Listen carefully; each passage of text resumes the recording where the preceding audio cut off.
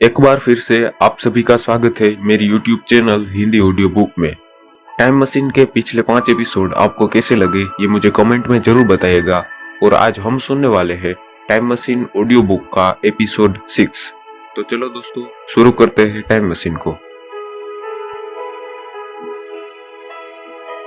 ये है time machine.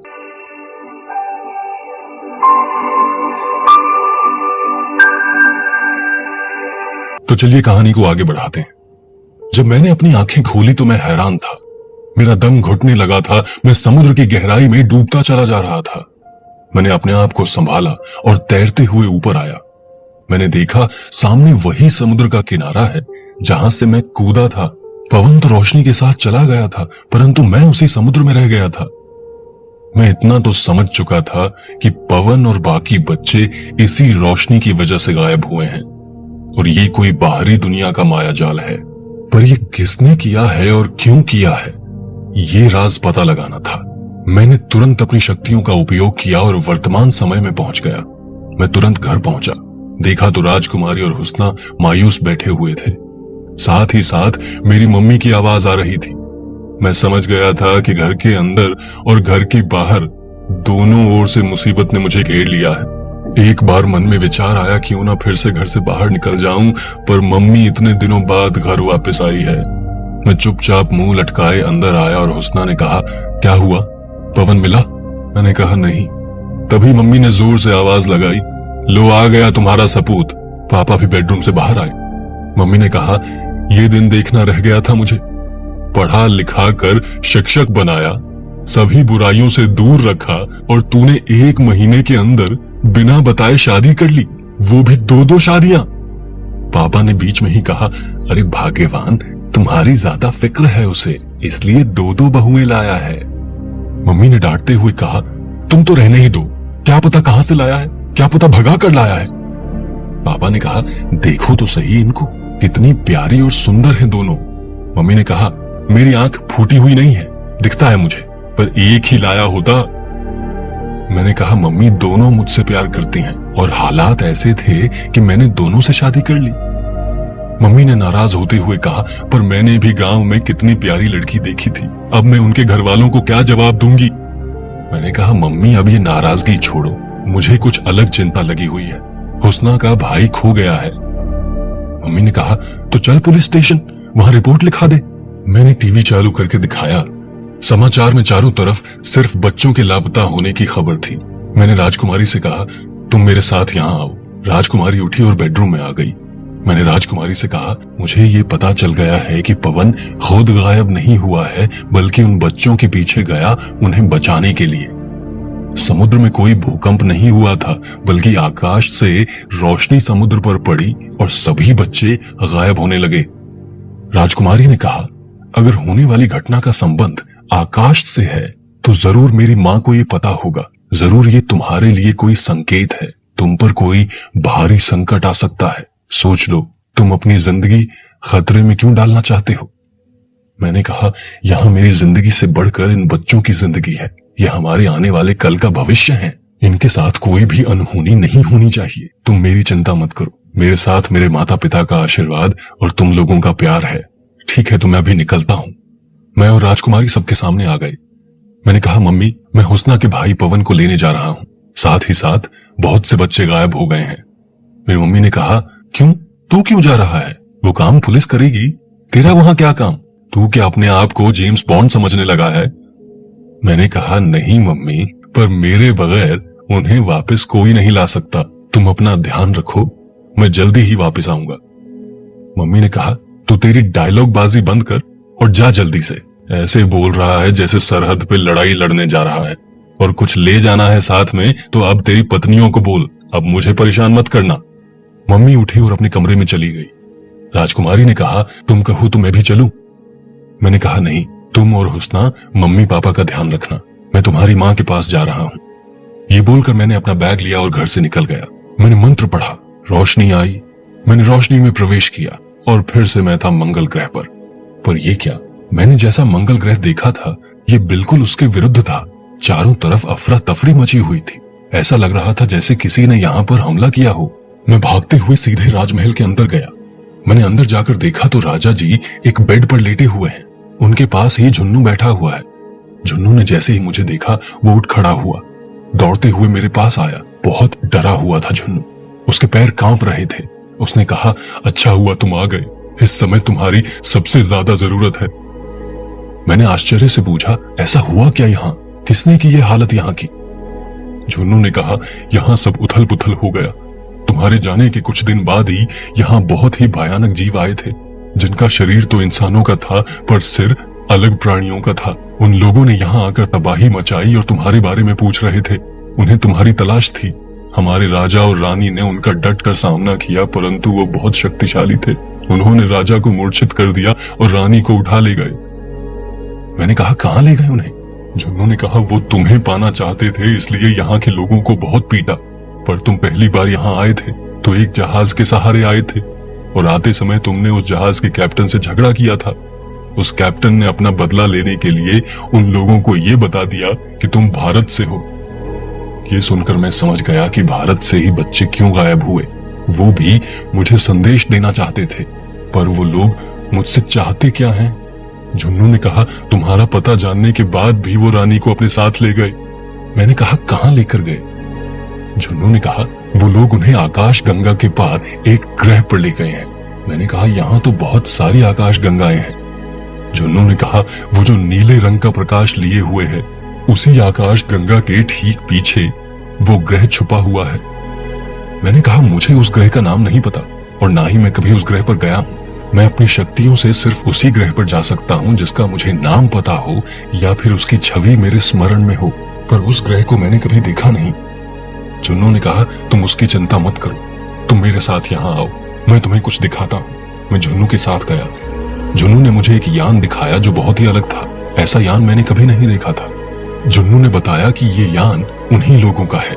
जिस समय वो सभी अपने अपने यान में आए और हमला किया, तब महाराज ने एक सैनिक को मार गिराया। वो घायल था, इसीलिए वो सभी उसे अपने साथ ले गए, पर उसका यान यहीं रुक गया। शायद इसमें बैठकर तुम उस ग्रह पर पहुंच सकते हो। मैंने कहा, हाँ, पहुंच तो सकता हूं। पहले ये बताओ कि वो कैप्टन कहाँ है जिसने मेरा पता उन लोगों को बताया। झुन्नू ने कहा, वो उसे भी साथ ले गए। तुम जा तो रहे हो, पर सावधान रहना। वो बहुत ही होशियार और ताकतवर लोग हैं। उनके पास बहुत से आधुनिक हथियार हैं। मैंने कहा, तुम चिंता मत करो, मुझे कुछ नहीं होगा। मेरे पास भी अब ये जादुई अंगूठी है। इसमें लगे हीरे से मैं कोई भी रूप बदल सकता हूँ। मेरे गले की इस माला से मैं दुनिया का सबसे अधिकतर ताकतवर इंसान हूँ। होशियार तो मैं बचपन से हूँ। ये सुनकर झुन्नू हंस पड़ा और कहा, मजेदार भी हो। मैंने कहा, हाँ, अब मैं निकलता हूँ। मैं झट से उस यान में बैठा, पर ये क्या, यान में सिर्फ 3 बटन थे और एक हैंडल। उस बटन पर मुझे कुछ लिखा हुआ भी नहीं दिख रहा था, बस चित्र उकेरे हुए थे। एक बटन पर यान शुरू करने का और एक बटन पर बंद करने का चित्र था। तीसरे बटन पर उड़ने का संकेत था। मैं समझ गया इसे कैसे उड़ाना है। बिल्कुल वीडियो गेम जैसा था। मैंने यान को चालू किया और ले उड़ा। हैंडल के द्वारा उसे संभाल रहा था। मैं पहली बार अंतरिक्ष की सैर कर रहा था। हमारी पृथ्वी भी बहुत दूर दिखाई दे रही थी और सामने आकाश गंगा थी। आकाश गंगा बहुत ही विशाल थी, वो जिसमें लाखों तारे थे। वो सभी चमक रहे थे। ऐसा लग रहा था मानो मैं सपने में उड़ रहा हूं। चारों ओर रोशनी ही रोशनी थी। मैंने जैसे ही आकाश गंगा को पार किया, वैसे ही मुझे एक गोलाकार ग्रह दिखाई दिया जो बहुत ही छोटा था और चारों तरफ से चमक रहा था। उसके पास मेरी ही तरह के बहुत सारे यान थे, पर यान में बैठे लोग दिखाई नहीं दे रहे थे। इसका मतलब उन लोगों को मैं भी दिखाई नहीं दे रहा था। मैंने अपना यान उस ग्रह पर उतारना चाहा, पर उतारूं कहां? मैंने एक जगह देखकर अपना यान उतार दिया। कुछ देर मैं उसी यान में बैठा रहा कि कोई आवाज या कोई खतरा हो तो यान लेकर फिर से उड़ जाऊं। पर जब कोई खतरा महसूस नहीं हुआ तो मैं उस यान से बाहर आया। बाहर निकलकर देखा तो ये ग्रह बिल्कुल हमारी पृथ्वी की तरह था। मैं एक ऐसे स्थान पर था जहां पर चारों ओर पेड़ ही पेड़ थे, चारों ओर हरियाली ही हरियाली थी। मैंने नीचे देखा तो घास का रंग सुनहरा था। छोटे छोटे पौधों पर बड़े बड़े फूल लगे हुए थे। मैंने अपना यान छुपाना उचित समझा। मेरे लिए ये जगह बिल्कुल अलग थी। न जाने कब कौन सी मुसीबत मेरे सामने आ जाए। तभी मेरे कानों में कुछ आवाज आने लगी, जैसे कुछ लड़कियां बातें कर रही हों। मैंने आसपास नजर घुमाई तो कोई दिखा नहीं। मैंने फिर से उनकी बातें सुनी। कौन है ये? हमारे ग्रह का तो नहीं दिखता, पर कितना छोटा है ये। दूसरी आवाज आई, पर हमसे तो बड़ा ही दिखता है। क्या पता शायद कोई नया प्राणी हो। नहीं, मुझे तो लगता है कि ये कोई शैतान है जो हमें यहाँ पकड़ने आया है। मैंने चिल्लाते हुए कहा, कौन है यहाँ? सामने आओ मेरे। इस प्रकार छुप छुप कर बातें मत करो। मेरी आवाज सुनते ही आवाजें आना बंद हो गई। तभी मेरे सामने से किसी ने मुझ पर एक जाल फेंका। मैं उस जाल से निकलने की कोशिश करता कि किसी ने मेरे सिर पर जोर से मारा। मेरी आंखों के सामने अंधेरा छा गया। मैं तुरंत बेहोश हो गया। अब जब मैं होश में आया तो मैंने देखा कि मैं जाल में लिपटा पड़ा हूं। मैंने उस जाल से निकलने की कोशिश की, तभी जोर से आवाज आई, पापा यहां आओ, देखो ये होश में आ रहा है। तभी मेरे सामने बहुत सी मक्खियां तेजी से उड़ने लगी। मैंने ध्यान से देखा, कुछ मक्खी मिलकर एक अंडा लेकर आ रही थी। मैंने उस अंडे को हाथ से दूसरी तरफ फेंका और उठ खड़ा हुआ। मैंने ध्यान से उन मक्खियों को देखा तो अचरज में पड़ गया, क्योंकि वो मक्खी नहीं बल्कि छोटी छोटी लड़कियां थी जिन्होंने रंग बिरंगे कपड़े पहने थे। उनके पीछे पंख लगे हुए थे। ऐसा लग रहा था मानो नन्ही नन्ही परियां हों। मैंने उनसे कहा, माफ कर दो मुझे, मैं यहाँ किसी को नुकसान पहुंचाने नहीं आया। मैं पृथ्वीवासी हूँ, आप सभी को मैं कोई नुकसान नहीं पहुंचाऊंगा। बस मैं तो इस ग्रह पर किसी काम से आया हूँ। तभी एक छोटी सी परी ने कहा, मम्मी देखो, मैं कहती थी ना कि बुरा नहीं है ये। उसकी बात सुनकर एक परी आगे आई जो लाल रंग के वस्त्र में थी। उसने कहा, मैं इन सब की रानी हूँ, मैं तुम्हारा स्वागत करती हूँ। पर तुम्हें यहाँ क्या काम है? इस ग्रह पर ज्यादा देर रुकना तुम्हारे लिए ठीक नहीं। उसी समय दो परियों ने मिलकर मुझ पर कुछ सुगंधित द्रव डाला। उस रानी परी ने कहा, देखो यहाँ पर सिर्फ दो प्रकार के जीव हैं, एक हम हैं और दूसरे बड़े ही खतरनाक लोग हैं। वो ऊंचाई में तुमसे बहुत बड़े हैं और मायावी शक्तियों से परिपूर्ण हैं, पर हमारी शक्तियां उनसे कहीं अधिक हैं। वो बहुत जल्दी सूंघ लेते हैं अगर यहाँ कोई अन्य आया हो तो। इसीलिए हमने तुम्हारे ऊपर ये द्रव्य डाला है, इससे वो तुम्हें सूंघ नहीं पाएंगे। अब बोलो यहाँ क्यों आए हो? पर पहले ये बताओ कि तुम हमारी आवाज कैसे सुन सकते हो और तुम्हें हमारी बोली कैसे समझ में आ रही है और तुम हमारे जैसा कैसे बोल पा रहे हो? हमारी भाषा तो उन लोगों को भी समझ में नहीं आती। मैंने कहा, इस अंगूठी की वजह से। उन्होंने कहा, अरे ये अंगूठी तो हम पहचानते हैं, हमारे पास इसका चित्र भी है। हमारे पूर्वजों के काल से एक कहानी चलती चली आ रही है। यहाँ के सबसे पहले राजा जो बहुत ही अच्छे और दयालु थे, उस समय हम और वो बड़े शरीर वाले जीव एक साथ रहा करते थे।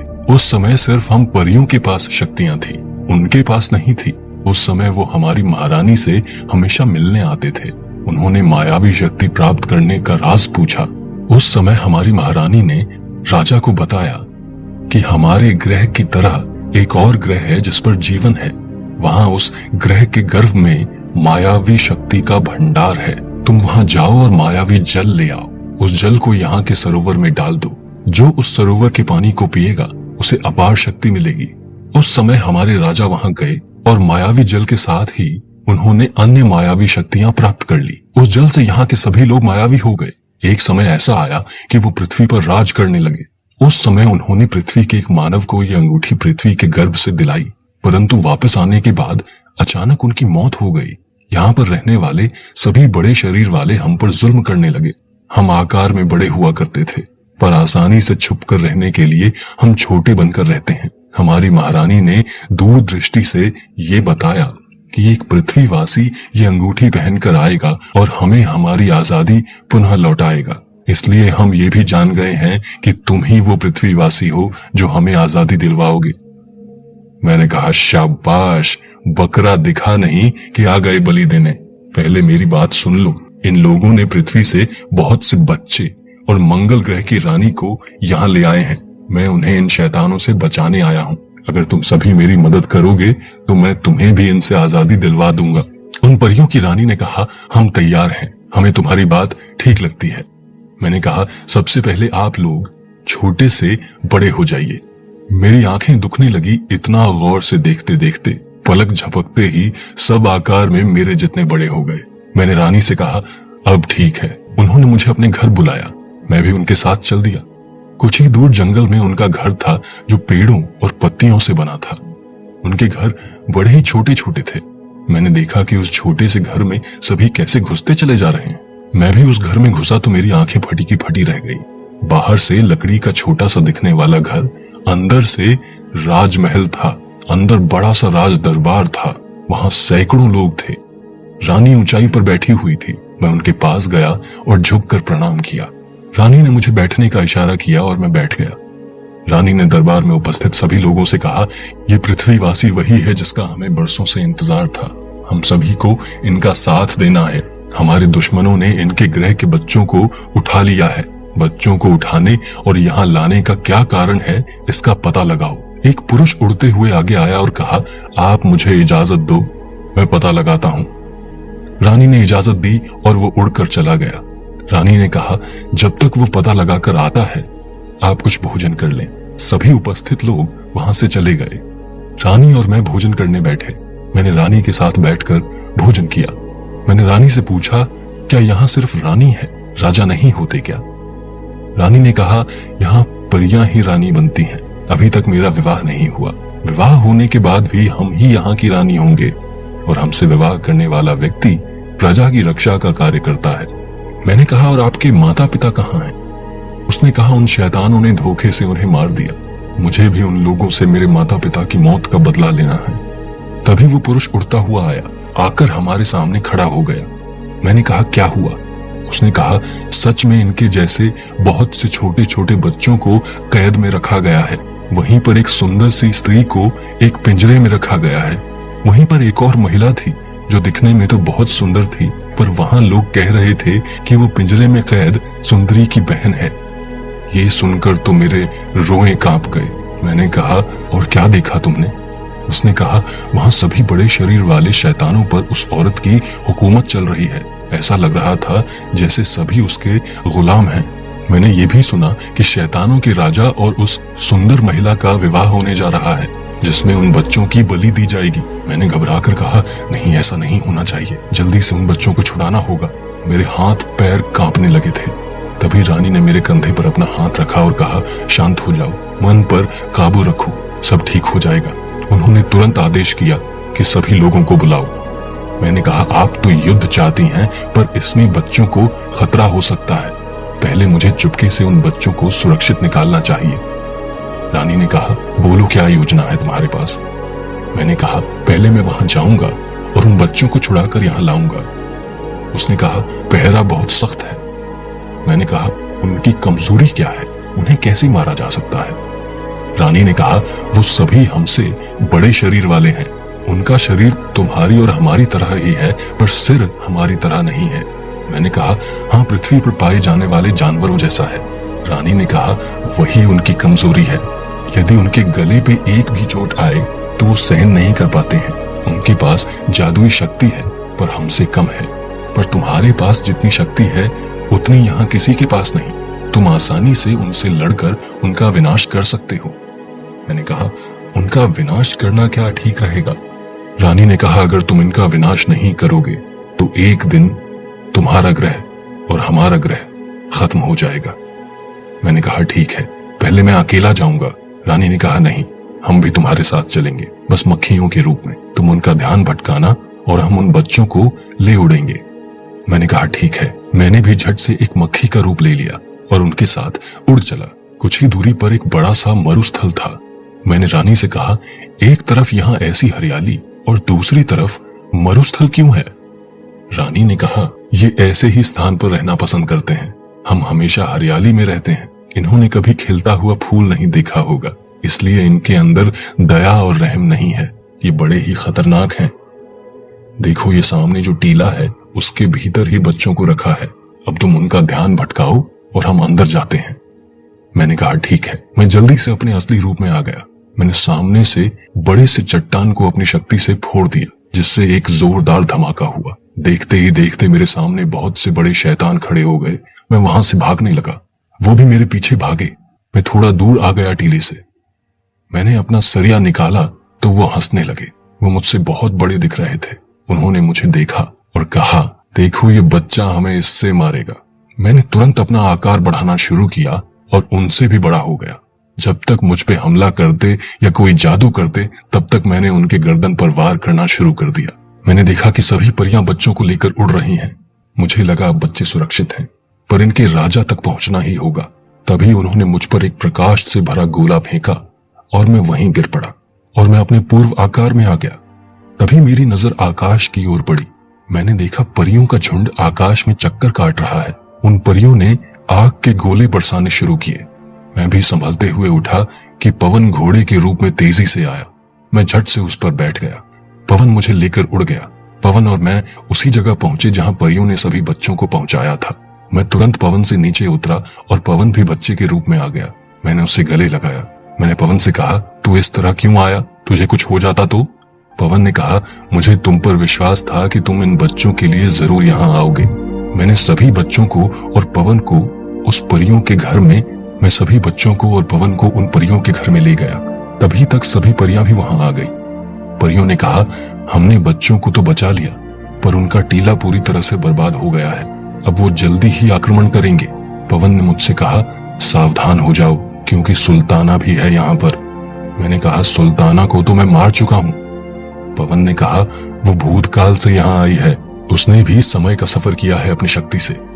उसे अभी तक ये नहीं पता है कि तुमने उसे भविष्य में मार दिया है, पर हाँ, तुम इस समय सुल्ताना को मार नहीं सकते।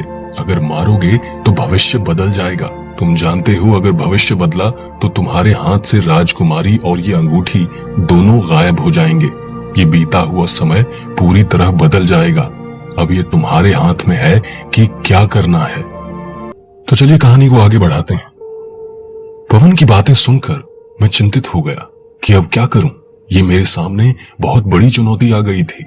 मैंने पवन से कहा, पर सुल्ताना यहां आई क्यों है? पवन ने कहा, मैंने सुल्ताना को शैतानों के राजा से बात करते हुए सुना कि बदर नाम का एक लड़का राजकुमारी को कैद से छुड़ा कर ले गया। वो सिर्फ राजकुमारी को पकड़ना चाहती थी, इसलिए वो मंगल ग्रह पर भी गई थी और उसकी माता को पकड़कर बंदी बना लिया। वो ये जानती है कि तुम मायावी शक्तियों से परिपूर्ण हो, पर ये नहीं जानती कि वो शक्ति तुम्हें अंगूठी से मिली है। वो राजा से विवाह करके इन बच्चों की बलि देना चाहती है, जिससे उसे अपार शक्ति मिलेगी, पर बाद में जब राजा को मारेगी तो उसकी शक्तियां भी उसे मिल जाएंगी। फिर वो तुम्हें पकड़ना चाहेगी।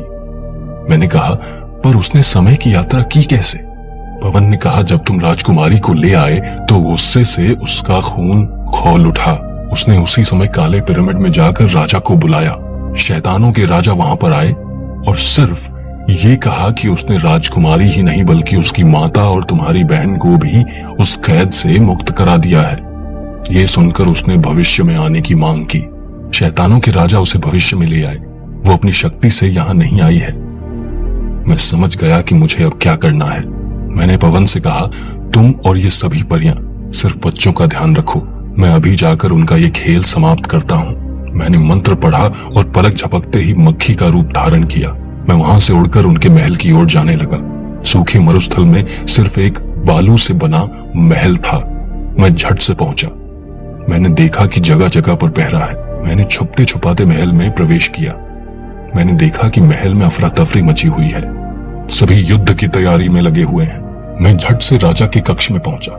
राजा भी युद्ध के लिए तैयार हो रहा था। उस कक्ष में उसके अलावा और कोई नहीं था। मैंने झट से बाहर खड़े पहरेदार जैसा रूप धारण किया। पहरेदार का सर लोमड़ी का था और शरीर इंसान का। मैं झट से उसी रूप में आ गया। मैंने राजा से कहा, क्या ये कवच पहनने में आपकी मदद करूं?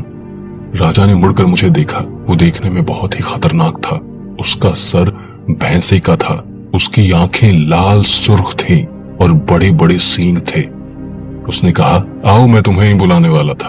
ये कवच मेरी गर्दन पर लगा दो। मैं जानता था कि शरीर के बजाय गर्दन पर कवच क्यों लगाना चाहते हैं ये। मैंने कवच उठाया और राजा के पीछे खड़ा हुआ कवच लगाने के लिए। मैंने आगे से गर्दन पर कवच रखा और दूसरे हाथ से सरिया निकालकर पीछे की ओर से सरिया गर्दन में घुसा दिया और सरिया उसकी गर्दन को भेदते हुए आगे की तरफ बाहर निकल गया। वो चिल्ला भी नहीं पाया। मैंने सरिया उसकी गर्दन से निकाला तो वो जमीन पर गिर पड़ा। वो तड़प रहा था। मैंने फिर से आगे से सरिया उसकी गर्दन में घुसाया। और जोर लगाकर उसके सिर को उसके धड़ से अलग कर दिया। मैंने तुरंत ही उस राजा का रूप धारण कर लिया। मैं धीरे से वहां से बाहर निकला। लोमड़ी के सिर वाले पहरेदार ने झुककर मुझे प्रणाम किया। मैंने उसे कहा, सुल्ताना कहाँ है?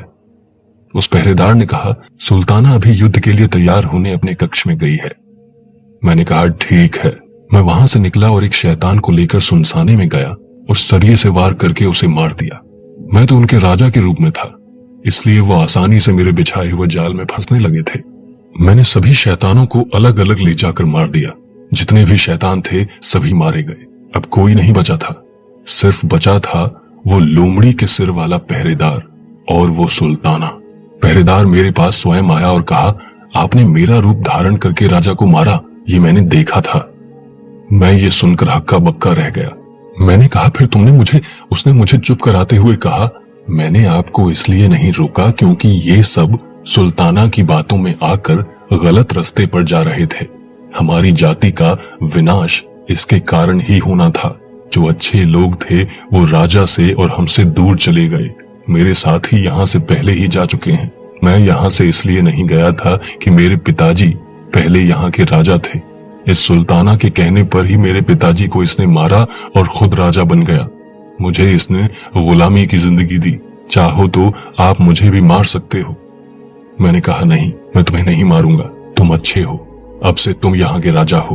क्या तुम मेरी मदद करोगे? उसने सिर झुकाकर कहा, हाँ, आप जो कहेंगे मैं करूंगा। आज से मैं आपका गुलाम हूं। मैंने कहा, नहीं, तुम गुलाम नहीं हो। यहाँ इस ग्रह के राजा हो और मेरे मित्र हो। मैंने कहा, तुम जाओ और अपने सभी साथियों को लेकर आओ जो अच्छे लोग हैं और सुखी से रहें। उसने कहा, मुझे जाने की जरूरत नहीं है, हम सांकेतिक भाषा का प्रयोग करते हैं। उसने अपने हाथ में पहने हुए कंगन को रगड़ना शुरू किया। कुछ ही समय में कुछ अच्छे लोग वहां आ गए। वो सभी बड़े आकार के थे। सिर भले जानवर का था पर दिल साफ था, इसलिए उन्हें शैतान कहना गलत था। मैंने उनसे कहा, क्या तुम्हारे पास समय चक्र की यात्रा करने की शक्ति है? उसने कहा, नहीं, ये शक्ति सिर्फ मेरे पिताजी और इस राजा के पास थी, पर हम लोगों में किसी के पास ये शक्ति नहीं है। अगर आप कहो तो हम सुल्ताना को मारने में आपकी मदद कर सकते हैं। मैंने कहा, ठीक है, पर मुझे सुल्ताना को मारना नहीं है। अगर मैं सुल्ताना को मारूंगा तो ये वर्तमान बदल जाएगा। ये राजा फिर से जीवित हो जाएगा। तुम फिर से इसी दरवाजे पर पहरा देते हुए दिखोगे। मैं सुल्ताना को फिर से उसी समय में छोड़ कर आता हूँ। भले ही आप लोगों को कितना भी पुकारे, आप लोग नहीं जाएंगे। उस पहरेदार ने कहा, तुम समय चक्र में फंसे हुए हो। आप जैसे ही वहां सुल्ताना को छोड़कर आओगे, उसी समय ये मरा हुआ राजा फिर से उसे यहाँ उठा लाएगा। तुम भूतकाल को कैसे बदलोगे? तुम उस सुल्ताना को उस समय वहां छोड़ो जब वो राजा के साथ यहाँ आ गई थी। यदि उस समय के बाद तुम उसे वहां छोड़कर आओगे तो ये दोबारा नहीं आ सकती। हाँ, तुम वहां जाने के बाद उस काले पिरामिड में जाना। वहां एक बहुत छोटा सा घंटा है, जिसे बजाते ही यहाँ का राजा फिर से वहां उसे लेने पहुंच जाएगा। तुम उस घंटे को वापस लेते आना, पर उस जगह की शक्ति वैसे ही रहेगी। सुल्ताना वहां पर लोगों की बलि देती रहेगी और वर्षों तक जीवित रहेगी। मैंने कहा, मैं भी तो यही चाहता हूँ कि वो जीवित रहे, तभी तो वर्तमान ऐसा ही रहेगा। मैंने तुरंत अपना रूप बदला और फिर से उसी राजा के रूप में आ गया जिसे मैंने मार दिया था। सभी नीचे ही खड़े थे और मैं सुल्ताना के कमरे में गया। सुल्ताना भी युद्ध के लिए तैयार थी। मेरे अंदर आते ही उसने चिल्लाकर कहा, मुझे किसी भी तरह बदर और वो राजकुमारी चाहिए। इसके लिए उन बच्चों की जरूरत है बलि देने के लिए। आज मेरी जरूरत है तो तुम देरी कर रहे हो। लड़ने से तुम्हारे पैर कांप रहे हैं। मैंने कहा, क्या तुम मुझे कायर समझती हो? क्या मैं लड़ नहीं सकता? अरे मैं तो तुम्हारे लिए कोई भी लड़ाई लड़ लूंगा। बस डरता हूँ तो तुम्हारे हुस्न से। पैर कांपते हैं तुम्हारे गुस्से को देखकर। बस तुम मेरा साथ दो और मेरे हाथों में अपना हाथ दो। सुल्ताना ने हंसते हुए मेरे हाथों में अपना हाथ दिया और कहा, ये आज इंसानों जैसी हरकतें क्यों कर रहे हो? मैंने बिना कुछ कहे मंत्र पढ़ा और उसे उसी समय में ले गया जब सुल्ताना को लेकर राजा उस ग्रह पर गया था। जैसे राजा भूतकाल में सुल्ताना को लेकर गया और उसके बाद मैं उसे लेके गया, वो मेरी ओर घूर घूर के देख रही थी। मैंने बस उसे एक झापड़ मारा और वो बेहोश हो गई। मैंने उस पिरामिड से वो छोटा सा घंटा उठा लिया तुरंत ही मैंने मंत्र पढ़ा और वर्तमान में उसी कमरे में आ गया। मैं कमरे से बाहर आया, सभी मुझे ध्यान से सिर्फ देख रहे थे। मैं जैसे ही अपने असली रूप में आया, सब खुशी से उछल पड़े। मैंने तुरंत जाकर राजकुमारी की माता को कैद से निकाला। मैंने नए राजा को उसके पद पर बिठाया और कहा, परियों के साथ मिलकर रहो, तभी तुम्हारा ग्रह सुरक्षित रहेगा और आगे बढ़ेगा। तुम्हारे पास ताकत है और बुद्धि भी, उन परियों के पास जादुई शक्ति है, साथ मिलकर रहो। मैंने तुरंत ही राजकुमारी की माता का हाथ पकड़ा और मंत्र पढ़ा। तुरंत ही पलक झपकते हम मंगल ग्रह पर पहुंच गए। उन्हें वहां के राजा जी के पास छोड़कर वापस उसी ग्रह पर आया। मैं परियों के पास जाकर उनसे मदद के लिए शुक्रिया कहा। सभी ने मुझे भी शुक्रिया कहा। परियों की रानी धीरे धीरे चलते हुए मेरे पास आई। उन्होंने कहा, चाहो तो तुम यहाँ कुछ दिन रह सकते हो। मैंने कहा, नहीं, इन बच्चों के माता पिता बहुत बुरे हाल में हैं। मुझे पहले इन बच्चों को उनके घर पहुंचाना है। परियों की रानी ने कहा, सही इंसान के लिए हम सही तोहफा लाए हैं। मैंने थाली में देखा तो एक सोने का कड़ा था। मैंने उस कड़े को हाथ में लिया और कहा, इसकी क्या जरूरत थी। परियों की रानी ने कहा, ये कड़ा पहन लो। ये कड़ा कोई साधारण कड़ा नहीं है। इसे पहनकर हाथ से रगड़ने पर व्यक्ति दिखाई नहीं देता, पर रहता वही है। मैंने खुशी से तुरंत उसे पहन लिया और सभी हंसने लगे। मैंने सभी बच्चों को साथ लिया। मैंने कहा, इनकी वजह से धरती पर सभी को यहाँ पर घटित घटना मालूम हो जाएगी। ये लड़का तो मेरे बिल्डिंग में ही रहता है, मेरे मम्मी पापा को भी पता चल जाएगा। परियों की रानी ने कहा, मैंने इन सभी के खाने में ऐसा रस मिला दिया था जो यहाँ से इनके बाहर जाते ही स्मृति भुला देगा। धरती पर पहुंचते ही इन्हें लगेगा कि वो निद्रा से जागे हैं। पर यहाँ इतना बड़ा यान नहीं है कि सभी को बैठाकर ले जाओ। मैंने सभी को एक दूसरे का हाथ पकड़ने के लिए कहा और मंत्र पढ़ते ही हम सभी पृथ्वी पर उस समुद्र के किनारे आ गए। सभी बच्चे एक दूसरे को देखकर हैरान थे, जैसे कि वो एक दूसरे को जानते ही नहीं। मैंने तुरंत पुलिस स्टेशन को फोन किया और बच्चों के वहां पर होने की खबर दी। पवन भी वहां की यादें वहीं छोड़ आया था। मैंने उसका हाथ पकड़ा और घर की ओर चल दिया। जैसे ही अपनी बिल्डिंग के पास पहुंचा तो देखा बिल्डिंग के बाहर बहुत भीड़ थी। मुझे लगा किसी के घर में कुछ हुआ तो नहीं है, चलकर देखते हैं। दूसरी मंजिल पर पहुंचा तो मेरे घर से भी झगड़े की आवाज आ रही थी। मैंने झांक कर देखा तो चलिए कहानी को आगे बढ़ाते हैं। जब मैंने देखा कि मेरे घर के आगे भीड़ जमा है, मैं और पवन भीड़ को चीरते हुए जैसे तैसे अपने घर में पहुंचे। मैंने देखा मेरी मम्मी रोते हुए चली जा रही थी। हुस्ना डॉक्टर को फोन लगा रही थी। मेरे पापा बिस्तर पर पड़े हुए थे तथा राजकुमारी मेरे पापा के हाथ पैर घिस रही थी। मुझे कुछ समझ में नहीं आ रहा था। मैंने भीड़ को बाहर किया और दरवाजा झट से बंद किया। मैंने कहा, क्या हुआ मम्मी पापा को? हुस्ना ने मुझे कहा, अचानक तबीयत खराब हो गई। ना कुछ बोल रहे हैं, ना ही हिल रहे हैं, बस आंखें खुली हुई हैं। मैंने कहा, सारी मुसीबत मेरे सर पर ही क्यों आती है? चलो जल्दी हॉस्पिटल लेके। मैंने दरवाजा खोला कि डॉक्टर आ गए। वो अंदर आते ही कहे, क्या हुआ इन्हें? राजकुमारी ने कहा, सब कुछ ठीक चल रहा है इनका, पर दिमाग कहीं खोया हुआ है। ऐसा लग रहा है किसी ने अपने काबू में कर रखा है। डॉक्टर ने कहा, तुम कौन हो? मैंने कहा, डॉक्टर ये मेरी पत्नी है। डॉक्टर ने पापा को चेक किया, फिर थोड़ा गंभीर स्वर में कहा, इन्हें हॉस्पिटल में भर्ती कराना होगा। इनका बीपी नॉर्मल है, सांसें बराबर चालू हैं, पर दिमाग का शरीर पर कंट्रोल नहीं है। तुम्हारी बीवी ने सही कहा कि दिमाग ब्लॉक हो चुका है। अब ये कौन है? मैंने कहा, ये भी मेरी पत्नी है। डॉक्टर ने कहा, पर तुमने तो कहा कि ये वाली तुम्हारी पत्नी है। मैंने कहा, दोनों मेरी पत्नियां हैं। हो सके तो मेरे पापा को पहले हॉस्पिटल ले जाओ और इलाज शुरू करो। मम्मी और हुस्ना दोनों पापा के साथ हॉस्पिटल में गए। मैंने राजकुमारी से कहा, क्या हुआ और कैसे हुआ? राजकुमारी ने कहा, पता नहीं मुझे। वो लगभग 4 घंटे से एक ही जगह पर बैठकर मोबाइल चला रहे थे। मैंने कहा, क्या मोबाइल चलाने से ऐसा हो सकता है? तुम लोग क्या कर रहे थे उस समय? राजकुमारी ने कहा, हम लोग टीवी देख रहे थे। समाचार में बताया जा रहा था कि गायब हुए बच्चे वापस मिल गए हैं। मैंने ये खबर पापा को दी, पर पापा बिना कुछ बोले जमीन पर गिर पड़े। मैंने टीवी की तरफ देखा तो समाचार चालू ही था। मैं उसे बंद करने जा ही रहा था कि अचानक एक खबर आने लगी। मोबाइल गेम खेलते हुए 20 लोग गए कोमा में। मैं वहीं रुक गया। मैंने ध्यान से उस समाचार को देखना चाहा। उस समाचार में बताया जा रहा था कि कुल 6 बच्चे, 11 नौजवान और 3 बुजुर्ग गेम खेलते हुए कोमा में चले गए। देश में इस गेम को खेलने के लिए पाबंदी लगाई जा रही है, पर यह गेम बंद करने में कंपनी असमर्थ है। गेम पर कंपनी ने खोया नियंत्रण। गेम को बंद नहीं किया जा सकता। गेम को किया किसी ने हैक। गेम खेलने वालों पर आई बड़ी समस्या। राजकुमारी ने मेरी ओर देखा और मैंने राजकुमारी को देखा।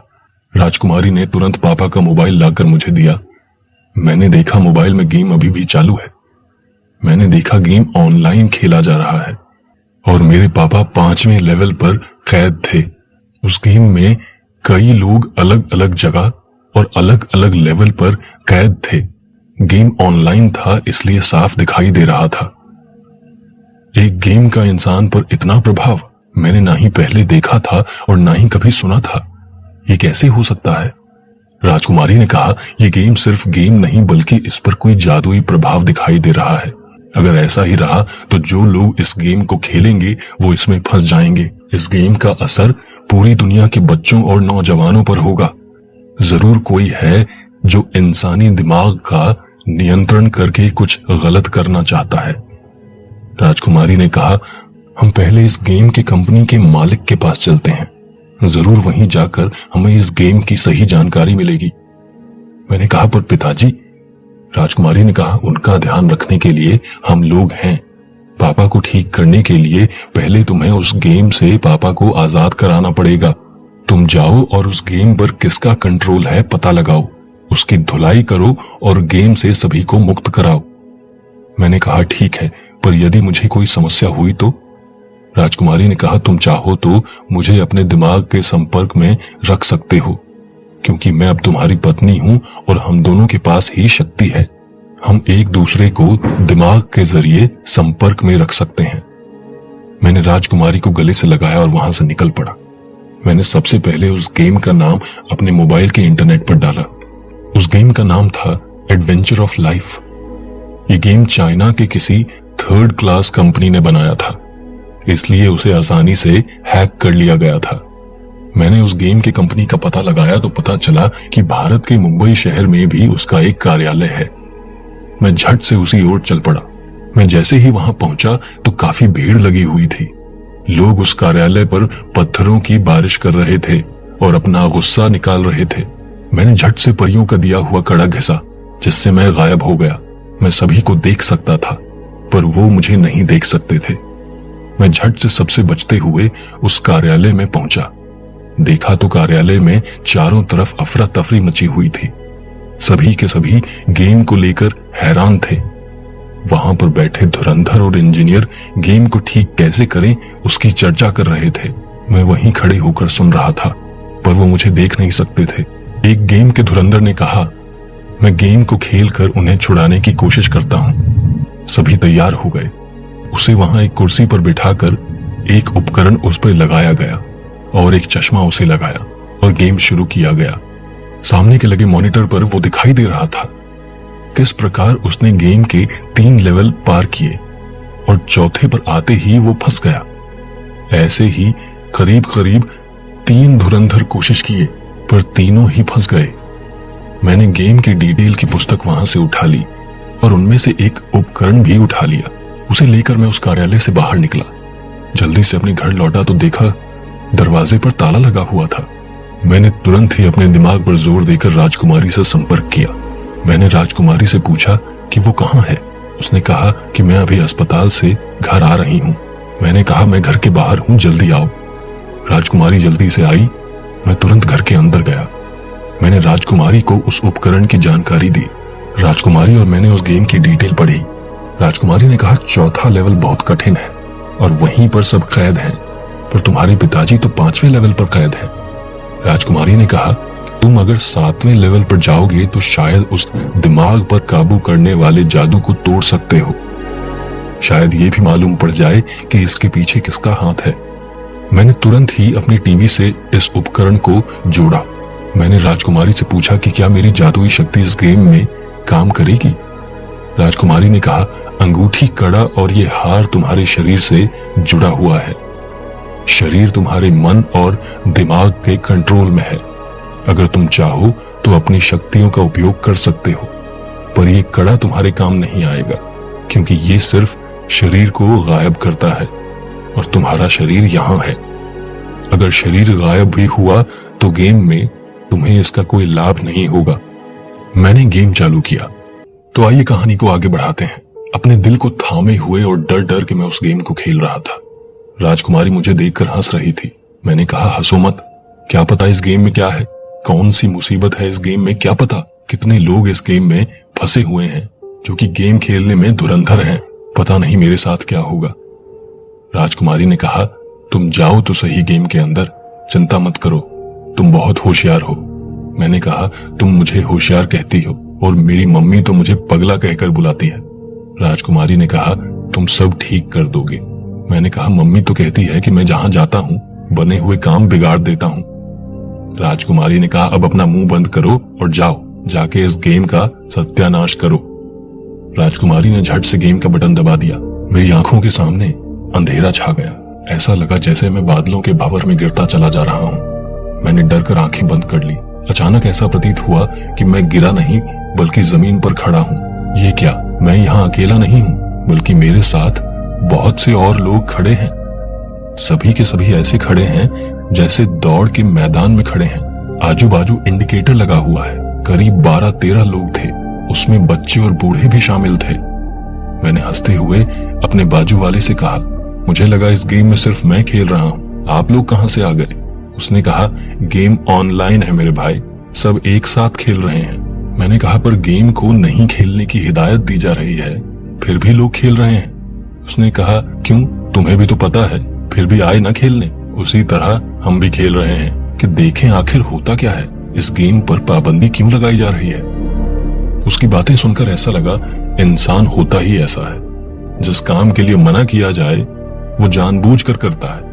मुझे याद आ गया कि YouTube पर एक वीडियो पर लिखा था कि 18 से कम उम्र वाले इस वीडियो को ना देखें, पर हर बच्चे ने उस वीडियो को देखा था, जबकि उस वीडियो में ऐसा कुछ भी नहीं था। उसे हर कोई देख सकता था, सिर्फ वीडियो की प्रसिद्धि के लिए ऐसा लिख दिया था। मैंने हंसते हुए कहा, अच्छा ये बता सकते हो कि ये रेस किस प्रकार का है और हमारा टारगेट क्या है? उसने कहा, कान खुले रखो, यहाँ किसी को नहीं पता, अभी सूचना मिलेगी। तभी स्पीकर से आवाज आई। सभी खिलाड़ी सावधान हो गए। दौड़ शुरू होने वाली है। दौड़ते समय अपनी नजर अपने साथ चलने वाली बत्ती पर रखना है। वो तुम्हें एक पहेली की ओर ले जाएगी। उस पहेली को प्राप्त करके ही आप पहले लेवल में प्रवेश करेंगे। हर लेवल के अंत में आपको एक पहेली मिलेगी, जिसे पूरा करके आगे के लेवल में जाएंगे। आप सभी को हर लेवल पर 10 अंक मिलेंगे। यदि आप जख्मी होते हो या फंस जाते हो तो उसमें अंक घट जाएंगे। 10 अंक खत्म हो गए और आप चुनौती पूर्ण नहीं कर सके तो हार जाओगे। सूचना जैसे ही खत्म हुई कि मैं भी तैयार हो गया दौड़ने के लिए। हरी बत्ती जलते ही सब दौड़ने लगे। मैं भी दौड़ने लगा। मेरे साथ चलने वाली बत्ती नीले रंग की थी। मैं उसके साथ ही दौड़ने लगा। वो नीले रंग की बत्ती देखते ही देखते मुझे एक इमारत में ले गई। यहाँ वहां देखा पर वो बत्ती कहीं गायब हो गई थी। मैंने उसे ढूंढना शुरू किया। मैंने हर कमरे के दरवाजे को खोल खोल कर देखना शुरू किया। मेरी नजर ऐसे कमरे पर गई जिसकी बत्ती लगातार बंद चालू हो रही थी। मैं झट से उस कमरे की ओर गया। दरवाजा खोलते ही बत्ती का बंद चालू होना रुक गया। मैंने जैसे ही कदम आगे बढ़ाया कि मेरी नजर दीवार पर लिखे हुए शब्दों पर पड़ी। दीवार पर लिखा था, पर्वतों की गोद में प्यारा सा एक देश, पहनते हैं टोपी और एक जैसा वेश, आंखें सबकी एक जैसी, देखते हैं नजारा, दिल से वो बहादुर, बोलते हैं न्यारा। दिन हो या रात देते वो पहरा, छुपा है उनके देश में राज कोई गहरा। राजा की बेटी है, रहती है बीमार, पहेली उसके पास है, करो तुम उपचार। पहेली को पढ़कर इतना तो समझ में आ गया था कि एक छोटा सा देश है जो पहाड़ों के बीच में है। उनके राजा की बेटी बीमार है, जिसका इलाज करने पर दूसरी पहेली मिल जाएगी। पर यह देश कौन सा है, कुछ समझ में नहीं आ रहा था। मैं जैसे ही पीछे की ओर मुड़ा, मुझे कुल 4 कमरे दिखाई दिए। सभी दरवाजे पर कुछ लिखा हुआ था। एक दरवाजे पर लिखा था भारत, दूसरे पर नेपाल, तीसरे पर चीन और चौथे पर जापान। पर जाऊं किसमें? भारत विशाल देश है, पर एक तरफ पर्वत और 3 तरफ से समुद्र है, क्योंकि वहां पर सबकी आंखें एक जैसी होती हैं। जापान में तो सबका चेहरा ही एक जैसा होता है और टोपी नहीं पहनते।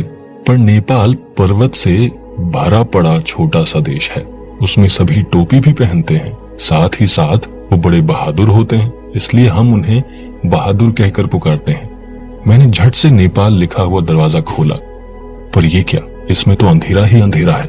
मैंने जैसे ही अपना कदम आगे बढ़ाया कि दरवाजा बंद हो गया। ऐसा लगा जैसे मैं नीचे की ओर जा रहा हूँ। मेरी आंखों के सामने उजाला हो गया और मैंने अपने आप को एक पहाड़ पर पाया। तभी मुझे एक आवाज सुनाई दी, आपने सही दरवाजा चुना है। आपको इस लेवल को पार करने के लिए कुल 10 अंक मिले हैं। आपको संभल कर रहना है, इसमें समय की कोई पाबंदी नहीं है। अगर आपने 10 अंक गवा दिए और पहेली हासिल ना हुई तो आप हार जाएंगे। आपको समय समय पर सही उपकरण दिखेंगे जिसे आपको हासिल करना होगा। आवाज आना बंद हुई तो मैंने देखा कि एक सुंदर सा गांव दिखाई दे रहा है, पर मैं पहाड़ की इतनी ऊंचाई पर था कि नीचे देखने पर भी मेरे पांव कांप जा रहे थे। मैं सोचने लगा कि किस प्रकार नीचे उतरूं। तभी मुझे एक पेड़ से बंधी हुई रस्सी दिखाई दी। वहीं एक पत्ते पर समय दिख रहा था कि यदि समय पर मैंने रस्सी नहीं पकड़ी तो गायब हो जाएगी। मैंने झट से पेड़ पर चढ़ने की कोशिश की, पर चढ़ नहीं सका। मुझे राजकुमारी की बात याद आ गई कि मैं अपनी शक्तियों का उपयोग कर सकता हूँ या नहीं। मैंने मंत्र पढ़ा कि मैं एक बंदर बन जाऊं। पलक झपकते ही मैं बंदर बन गया। तभी मुझे राजकुमारी की आवाज सुनाई दी, जो मेरे दिमाग से जुड़ी हुई थी और टीवी पर मुझे देख रही थी। उसने कहा, दिमाग लगाओ थोड़ा, बंदर बनकर रस्सी मत पकड़ो, बल्कि पंछी बनो और झट से उड़कर पहुंच जाओ वहां। तुम गेम का मजा लेने गए हो या मुसीबत को खत्म करने गए हो? मैंने कहा, हाँ सही कह रही हो तुम। मैंने झट से एक बाज का रूप धारण किया और गांव में पहुंच गया। बहुत सुंदर गांव था वो। चारों तरफ हरियाली और चारों ओर लोग अपने अपने कामों में व्यस्त दिख रहे थे। मैंने एक व्यक्ति से पूछा, यहाँ राजा का राजमहल कहाँ है? उसने कुछ न बोलते हुए अपने हाथ से इशारा किया। मैंने देखा सामने ही एक झोपड़ी थी। मैंने उस आदमी से कहा, भाई मुझे राजा से मिलना है जिसकी बेटी बीमार है, मैं उसका उपचार करने आया हूँ। उस व्यक्ति ने कहा, अरे वही राजा है और वही है उसका महल, उसी की बेटी बीमार है। मैंने कहा, वो राजा है तो झोपड़े में क्यों रहता है? उसने कहा, उसका नाम राजा है। नाम राजा होने से कोई सच में राजा नहीं हो जाता। तुमसे पहले भी बहुत से लोग आए और अभी भी यहाँ राजमहल ढूंढ रहे हैं, जाओ तुम भी ढूंढो। मैंने कहा, नहीं, मुझे इसी राजा से मिलना है। ये बोलकर मैं झोपड़ी में गया। मैंने झोपड़ी के अंदर देखा तो सामने ही एक चारपाई पर एक सुंदर सी लड़की आंखें बंद किए हुए लेटी हुई थी। वहीं उसके पिता बैठे हुए थे। मैंने कहा, क्या आप ही राजा हैं? उसने कहा, हाँ मैं ही राजा हूँ। मैंने कहा, क्या हुआ आपकी बेटी को? उसने कहा, मेरी बेटी पहाड़ों पर बकरी चराने गई थी, उसकी प्यारी बकरी कहीं खो गई है, तब से उसकी याद में बीमार है। जैसे ही वो बकरी मिल जाएगी उसका दूध पी के ये ठीक हो जाएगी। मैंने कहा, मैं लाता हूँ उस बकरी को। किस ओर गई थी वो बकरी? राजा ने कहा, ठीक सामने के पहाड़ पर। मैं झट से झोपड़ी से निकला और उस पहाड़ की ओर चल दिया, पर कुछ दूर पहुंचते ही घना जंगल था। समझ में नहीं आ रहा था कि इतने घने जंगल में उस बकरी को कैसे ढूंढा जाए। क्या पता अभी तक कोई जानवर उसे अपना निवाला बना गया हो। फिर याद आया कि ये तो गेम है, बकरी को जीवित रहना होगा वरना लेवल पार कैसे होगा। मैं जंगल के और अंदर गया। मैं कुछ ही दूर पहुंचा कि मुझे कुछ लोगों की आवाज सुनाई देने लगी। मुझे लगा, चलो कोई तो है यहाँ, उसी से पूछ लेता हूँ कि क्या उसने बकरी को देखा है। मैंने यहाँ वहां देखा कि मुझे कुछ लोग दिखाई दिए जो हाथों में लाठी लिए तैनात बैठे थे। एक तरफ बकरी बंधी हुई थी। मैं तुरंत उनकी ओर बढ़ा और कहा, अच्छा हुआ कि आप लोगों ने इस बकरी को संभाल के रखा है, अब ये मुझे दे दो, आपका बहुत बहुत धन्यवाद। उनमें से एक ने कहा, हम इस बकरी को संभालने के लिए ही यहाँ हैं, हमसे लड़ो और हमें हराकर बकरी ले जाओ। मैंने कहा, अच्छा तो गेम में एक्शन भी है, पर मेरे पास इतना समय नहीं है। मैंने तुरंत ही सिंह का रूप धारण किया। मुझे देखते ही लोग भाग खड़े हुए। मैं फिर से अपने रूप में आया और उस बकरी को वहां से लेकर गांव की ओर चल पड़ा। गांव में पहुंचकर मैं सीधा उस झोपड़ी में गया। मैंने एक कटोरी में उस बकरी का दूध निकाला और उस सुंदर सी लड़की को पिलाया। दूध पीते ही लड़की ने आंखें खोली और कहा, चाहे कोई भी मौसम हो, काम बहुत ही आता। मेरे साथी को खोजो तुम, हमें पहनकर आगे चलो, नई पहेली बूझो तुम। मैंने राजा से पूछा पहेली का अर्थ क्या है। राजा ने कहा ये पहेली मेरे लिए नहीं तुम्हारे लिए है। मैं सिर्फ इतना बता सकता हूं कि ये रहा वो दरवाजा जहां से तुम्हें आगे जाना है। मैंने उस दरवाजे को खोला और पीछे मुड़कर देखा तो बकरी फिर से गायब थी। वो सुंदर लड़की फिर से बीमार की तरह पड़ी हुई थी और राजा सिर पर हाथ धरे बैठा था। मैंने मन में सोचा बढ़िया गेम है। मैंने दरवाजा खोला और आगे बढ़ा। अब आगे हुआ क्या, ये जानने के लिए सब्सक्राइब कीजिए इस चैनल को। और अब हम मिलेंगे 7वें एपिसोड में। तब तक के लिए आप इस चैनल को सब्सक्राइब कीजिए और अपने फ्रेंड्स और फैमिली के साथी से जरूर से शेयर कीजिएगा। अब हम मिलेंगे नेक्स्ट एपिसोड में, तब तक के लिए धन्यवाद।